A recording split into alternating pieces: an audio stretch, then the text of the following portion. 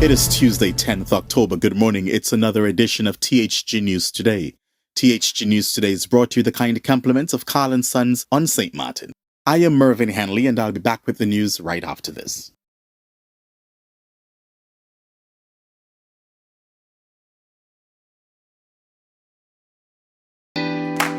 Carl & Sons have been serving the people of St. Martin for over 40 years. And the food and service get better and better. From early morning, customers flock to the bakery for their favorite sandwiches, cakes, pastries, you name it. First thing at mornings and last thing at afternoons, folks rush to Carl & Sons for simply the best.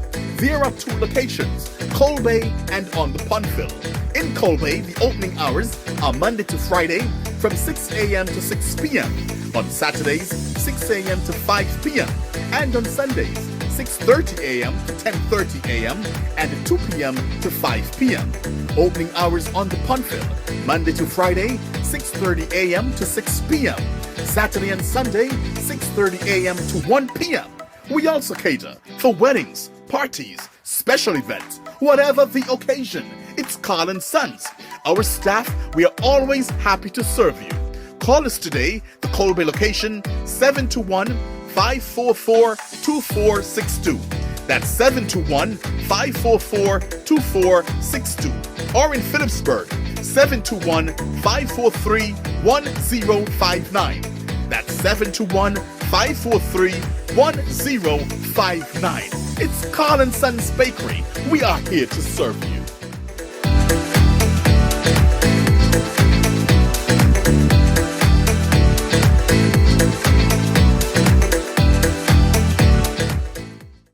Premier of Nevis, the Honourable Mark Brantley, is urging the Nevisian populace to do their part to prevent further spread of the dengue virus against the backdrop of one confirmed case on the island.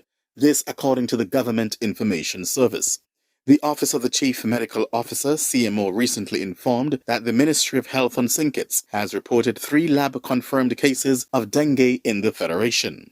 Premier Brantley said, "We continue to encourage persons to keep their surroundings clean and to get rid of items that can facilitate breathing.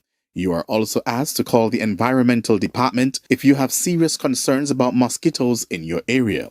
They will be instrumental in assessing the area to further encourage source reduction and to provide a target fogging where necessary. Information data is needed to guide their actions, so let us all work together to mitigate the spread of dengue on Nevis. Persons experiencing fever, joint pains, pain behind eyes, and a rash are advised to seek medical care at the nearest health facility.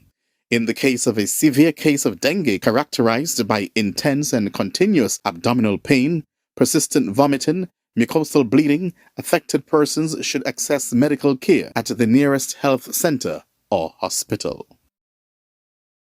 The Royal Virgin Islands Police Force have confirmed that a female prison officer was injured yesterday morning when a prison van came under gunfire in East End, Tortola. On October 9th, the Royal Virgin Islands Police Force statement said shots were fired at His Majesty's prison van as they were en route to court earlier that morning. One female has been reported injured and was transported to Dr. Orlando Hospital for treatment. She is in stable condition. The van was transporting prisoners to court through East End at about 9:30 a.m. when it was struck by gunfire near the police station. As a precautionary measure, the hospital was temporarily closed for security reasons. The shooting incident is being investigated by detectives of the Royal Virgin Islands Police Force. This is just absolutely nuts. I mean, what has gotten into our young people? I don't know. I remember that these events, activities that island folks watched on television, a movie. Now they are now shooting up prison van. And then folks want to get mad at us in the media to report what's happening. But if you don't like us to report these very negative stories coming out of your country, and I mean any Caribbean country, then get your house in order. Our islands especially depend on tourism, and before we brag about hotel rooms and airlift and roads, the youths who are our future, they are who we depend on for nation building. So make the youths priority. Invest in our youths. And then we can talk about hotel rooms and the airlift. Sometimes we act as if we don't even care about these young men and what they do with their lives. We drive by them and we see them on the street corners. What do? We pass them straight? Or we honk our horns and we go about our business? But what are we doing to curb these issues, these social issues?